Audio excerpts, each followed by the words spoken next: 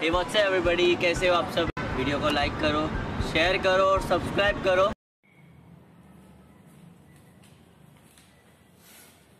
सुप्रभातम बच्चों 10वां पाठ है मूर्ख बानर। पाठ 10 है आपका, लेसन आपका क्या है 10 है, मूर्ख बानर। बच्चों पिछली वीडियो में हम लोगों ने वर्ड मीनिंग को कंप्लीट किया था। वर्ड मीनिंग हम लोगों ने पढ़ा कि इस चैप्टर के शब्द, संस्कृत के शब्द और उसके अर्थ क्या होंगे। अब हम क्या करेंगे कि अपने चैप्टर को कंप्लीट करेंगे। ठीक, अब हम ये देखेंगे कि हमको इस चैप्टर के माध्यम से क्या बताया जा रहा है। हमें ये समझाया जा रहा है कि किस व्यक्ति को अच्छी सलाह देनी चाहिए और किस व्यक्ति को अच्छी सलाह नहीं देनी चाहिए। कभी कभी क्या होता है कि हम किसी को अपनेपन के कारण, अपनत्व के कारण कुछ अच्छी सलाह, कुछ अच्छे सजेशन दे देते हैं, लेकिन वो व्यक्ति क्या समझता है कि यह व्यक्ति मुझे छोटा समझ रहा है, मुझको मूर्ख समझ रहा है। इसलिए कभी भी बच्चों उसी व्यक्ति को अच्छी सलाह देनी चाहिए जो हमारी सलाह को उचित समझे, अच्छा समझे। ठीक, इस चैप्टर में यही चीजें हैं कि चिड़िया ने बंदर को अपनेपन की वजह से उसको भीगता हुआ देखकर दयावश उसको अच्छी सलाह दी, लेकिन बंदर ने क्या किया, बंदर ने सोचा यह छोटा सा प्राणी मुझको ही उपदेश दे रहा है, अतः उसने क्या किया, उसके अंडों को और उसके घोंसले को ही नष्ट कर दिया कि जिस तरह से मैं भीग रहा हूँ, अब उसी तरह से जब हम तुम्हारे घर को नष्ट कर देंगे तो तुम भी परेशान हो जाओगे। ठीक, तो बच्चों चैप्टर 10 है मूर्ख बांदर। मूर्ख का अर्थ क्या होगा, जिसके पास कोई बुद्धि विवेक ना हो उसे हम क्या कहते हैं, मूर्ख कहते हैं। बांदरा का अर्थ क्या होगा बच्चों, बंदर। वर्ड मीनिंग बच्चों हम लोगों ने कंप्लीट कर ली है। आप लोग वर्ड मीनिंग को लर्न भी कर चुके होंगे। अब हम क्या करेंगे, हम अपने चैप्टर को कंप्लीट करेंगे। बच्चों ध्यान से चैप्टर को पढ़िएगा क्योंकि बहुत ही अच्छा चैप्टर है। आपको इस चैप्टर के माध्यम से ये बताया गया है कि हमें क्या करना चाहिए, हमें कब किसी को सलाह देनी चाहिए। ठीक बच्चों, तो आप लोग क्या करेंगे, ध्यान से चैप्टर को पढ़ेंगे और वर्ड मीनिंग के माध्यम से उसके अर्थ को भी समझेंगे। अब हम लोग क्या करते हैं, चैप्टर को स्टार्ट करते हैं।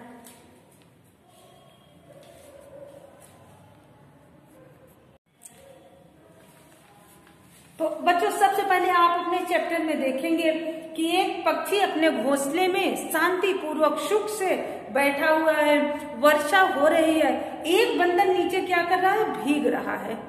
ठीक, तो सबसे पहले हम ये देखते हैं कि इस चैप्टर के माध्यम से इस पिक्चर में क्या दर्शाया गया है। तो सबसे पहले बच्चों क्या है, यमुना तीरे एकः वट वृक्ष आसीतम।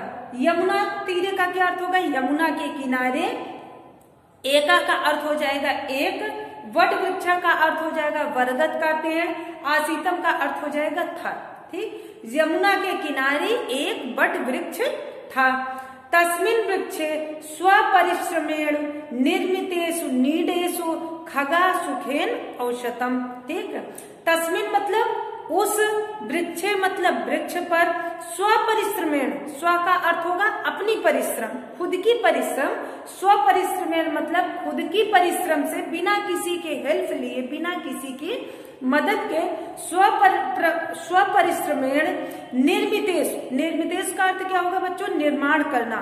ठीक, स्वपरिश्रमेण का अर्थ हो जाएगा अपनी परिश्रम से, बिना किसी की मदद लिए हुए, और निर्मितेश का अर्थ होगा जिसका निर्माण करना। निडेश का अर्थ हो जाएगा घोंसला, खगा का अर्थ हो जाएगा बहुत से पक्षी, सुखेन का अर्थ हो जाएगा सुख पूर्वक, और शनम मतलब रहते थे। ठीक है, तो उस वृक्ष पर खुद की स्वयं की परिश्रम से निर्माण, घोंसले का निर्माण करके बहुत से पक्षी रहते थे।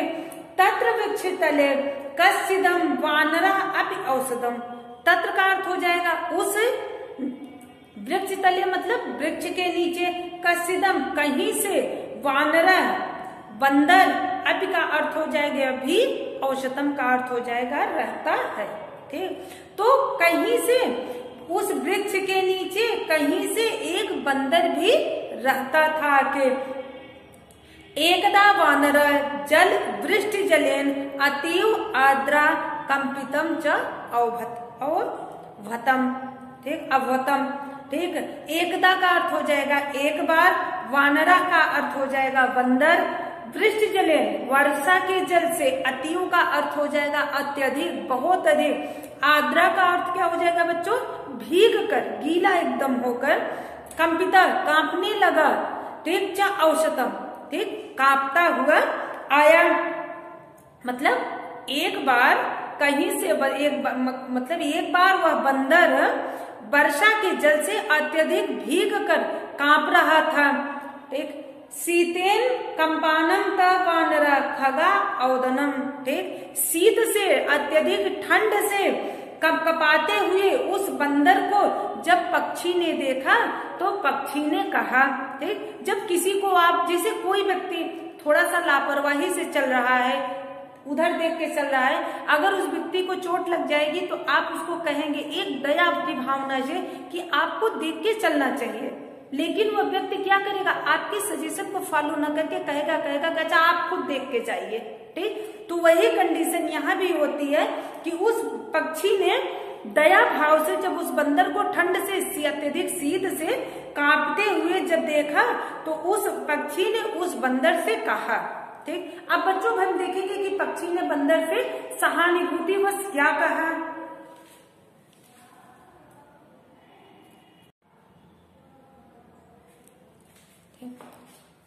अब उस पक्षी ने कहा, भो वानर त्वम कष्टम अनुभवसि।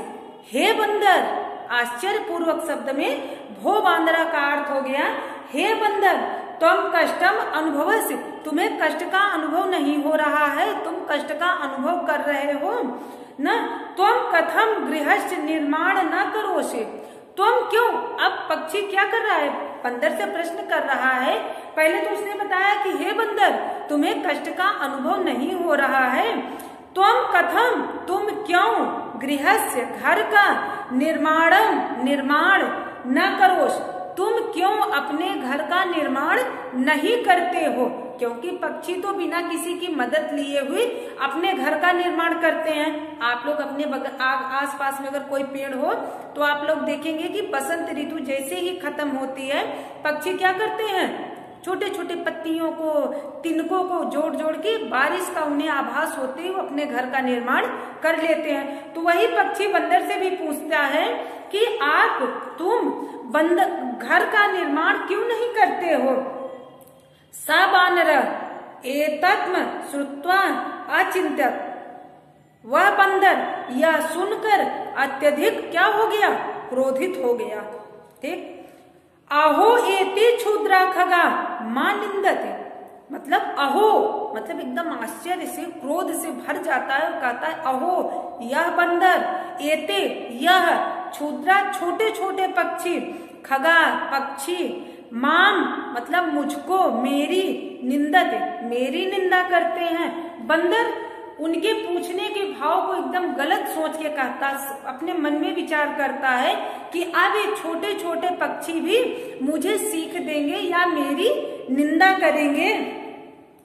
अतः स वानर क्रोधेन खगानाम नीडास वृक्षाम अधम आपात्यम अनिश्चितम च।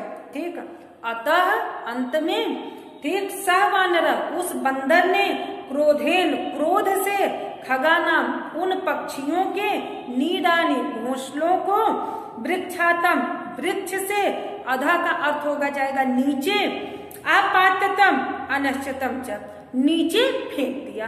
और जैसे ही उन पक्षियों के घोंसले नीचे गिरे वो क्या हो गए? छिन्न भिन्न हो गए, मतलब टूट गए। ठीक, नीडस खगानाम अंडानी अपि नष्टानि जातानि। ठीक, और जैसे ही बंदर ने उनके घोंसलों को नीचे फेंका, उसमें उस घोंसले में उनके पक्षियों के छोटे छोटे अंडे भी थे, वो भी उस घोंसले के साथ उनके अंडे भी गिर गए। जब उसने घोंसलों को पकड़ के नीचे फेंका तो उसके साथ उसके अंडे भी, पक्षियों के अंडे भी घोंसले के साथ नीचे जमीन पे गिर गए और अंडों की घोंसले की तरह अंडे भी क्या हो गए? छिन्न भिन्न हो गए और नष्ट हो गए। उक्ताम च, किसी ने सही कहा, उपदेशो ही मूर्खानाम प्रकोप न सन्नते, मूर्खों को कभी भी उपदेश नहीं देना चाहिए, क्योंकि अगर आप मूर्ख को उपदेश देंगे तो उसका क्या होगा, उसका गलत प्रभाव खुद पर ही पड़ेगा। क्योंकि अगर आप किसी मूर्ख व्यक्ति को अच्छी सलाह देंगे तो उसे लगेगा कि यह मेरा व्यक्ति मजाक कर रहा है, मुझे नीचा दिखा रहा है, इसलिए वह व्यक्ति अपने आप में सुधार नहीं करेगा, बल्कि वह आपको ही नुकसान पहुंचाने का एक तरीका ढूंढने लगेगा। जैसे बंदर ने किया, पक्षियों ने उसको एकदम अच्छी सलाह दी कि आप घर का निर्माण क्यों नहीं करते हैं, आप क्यों ठंड से कांप रहे हैं, लेकिन बंदर ने उस सीख को अपने ऊपर फॉलो न करके उन पक्षियों के भी घर को तोड़ दिया। ठीक कि हम तो परेशान हैं भी, ये छोटे छोटे पक्षी भी बारिश में भीगे और परेशान हो। इसलिए बच्चों सही व्यक्ति को ही सलाह देनी चाहिए, कभी भी मूर्ख व्यक्ति को सलाह नहीं देनी चाहिए। बच्चों आप लोग अपने चैप्टर को रीड करेंगे और उसका अर्थ भी पढ़ेंगे और लर्न करेंगे। ठीक, कुछ नहीं समझ में आएगा तो आप मैसेज करके मुझसे पूछ सकते हैं। अब बच्चों आप लोग अपने चैप्टर को कंप्लीट कर लेंगे। अब जब हम नेक्स्ट वीडियो में हम लोग क्या करेंगे, एक्सरसाइज को कंप्लीट करेंगे। जब आपका लेसन कंप्लीट रहेगा तभी एक्सरसाइज आपको समझ में आएगी। इसलिए आप अपने चैप्टर को और वर्ड मीनिंग को पढ़िए और लर्न करिए। Thank you class.